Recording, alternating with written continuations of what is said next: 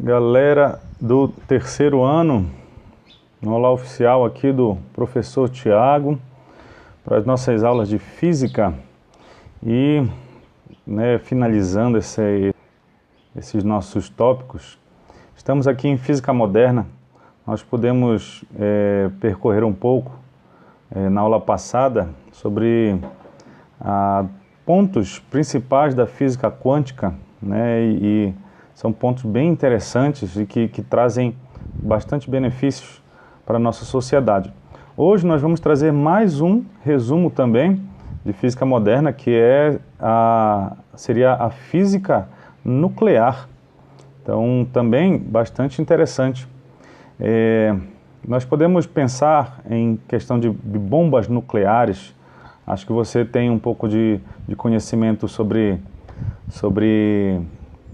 a bomba de Hiroshima, Nagasaki, todo aquele problema que gerou. Então, houve um investir de tecnologia por parte dos Estados Unidos, Reino Unido, Canadá, para produzir bombas atômicas, e sabemos que a Segunda Guerra Mundial terminou desse jeito. E aí, pode-se pensar, os malefícios, poderia se perguntar se estudar a física nuclear é um caminho bom ou ruim. E, na verdade, a gente percebeu que com o estudo da física nuclear, foi necessário produzir, na parte da medicina, a cura de muitas doenças graves. Então, tudo isso a gente percebe que é gerada bastante polêmica. Tem essa questão política, com certeza, mas se formos perceber os benefícios que esse estudo gerou, inclusive a questão de produção de energia elétrica, nós temos hoje as usinas nucleares, ou seja, se bem direcionado, a energia nuclear, ou por que não dizer a física nuclear, ela pode ser bem utilizada. Bom, vamos ter 3 vídeos, nessa aula. Primeiro nós vamos dar um resumo, fazer a junção com química. Então nós vamos pegar uma parte físico-química, um apanhado sobre os átomos. Na segunda nós vamos ver esses efeitos da radioatividade, e no terceiro nós vamos ver resolver exercícios juntos, tá bem? Bom, o primeiro modelo que nós encontramos é o modelo de Dalton, na datação de 1808, que era chamado de bola de bilhar. Ele via o átomo como sendo algo maciço, indestrutível, impenetrável e indivisível. Então, bom, por esse modelo, percebemos que não durou, não se manteve por diversas inconsistências de estudo, até mesmo da questão dos isótopos, que nós vamos ver daqui a pouco. Então, logo depois vem o modelo de Thomson, que é chamado de pudim de passas, que ele continuava com a definição de ser algo maciço, só que ele já começou a ver quantidades de cargas, com a mesma quantidade, perdão. No caso, seriam o núcleo mesmo com carga positiva e vários elétrons na superfície desse núcleo.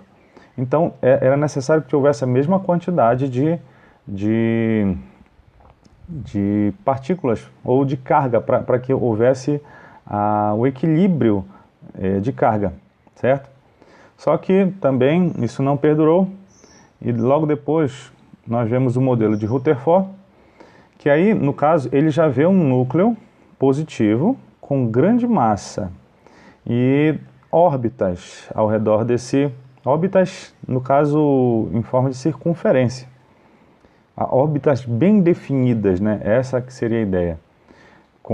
E essas órbitas seriam os elétrons que ocupariam essas eletrosferas, que foi o nome que foi trazido à definição.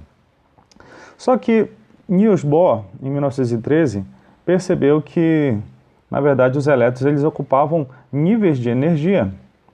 Então, né, que nós chamamos de camadas eletrônicas, e camadas bem definidas com a quantidade de energia, até chegarmos no que nós chamamos de nuvem eletrônica, certo? Porque hoje não existem essas eletrosferas em forma de circunferência bem definidos, não. Hoje existe uma região probabilística onde o elétron se encontra. Deu para entender?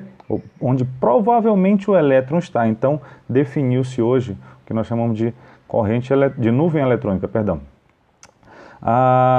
E é interessante pensar que de todos esses elementos iniciais, né, por enquanto, que seria o próton, o nêutron lá no núcleo e o elétron ao redor, e por que não dizer às vezes até mesmo dentro do núcleo, existe essa possibilidade, tá? De todos, para nós movimentarmos, é muito mais fácil mexer com o elétron que está aqui.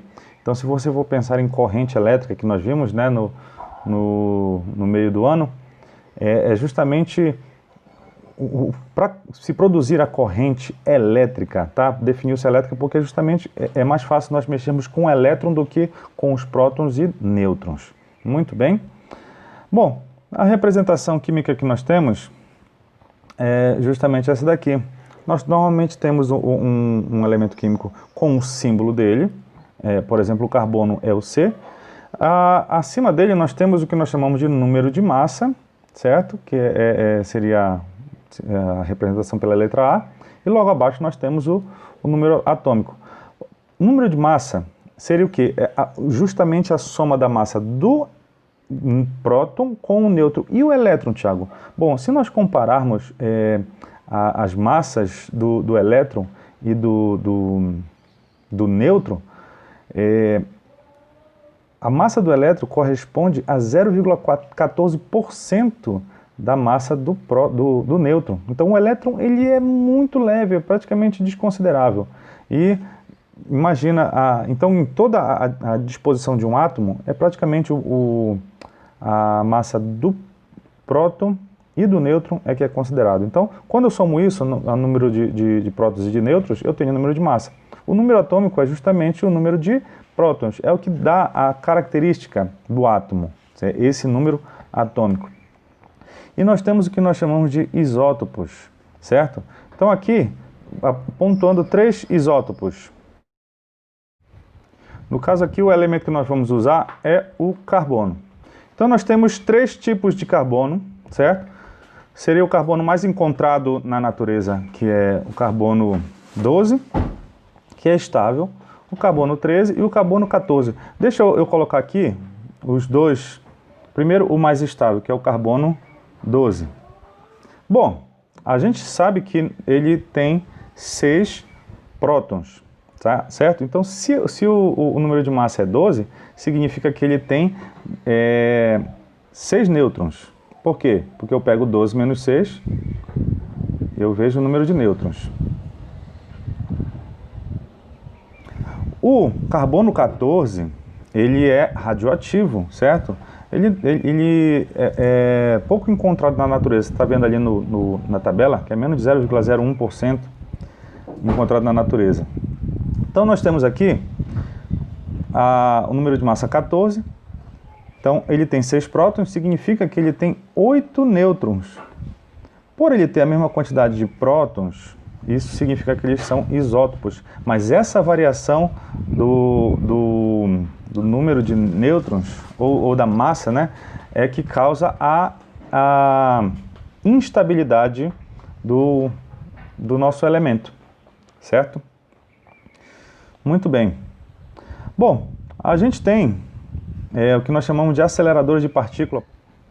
Essa figura mostra a vista aérea de um acelerador de partícula. Esse aí fica lá na Europa, entre a França e a Suíça. Ele tem 27 km de comprimento.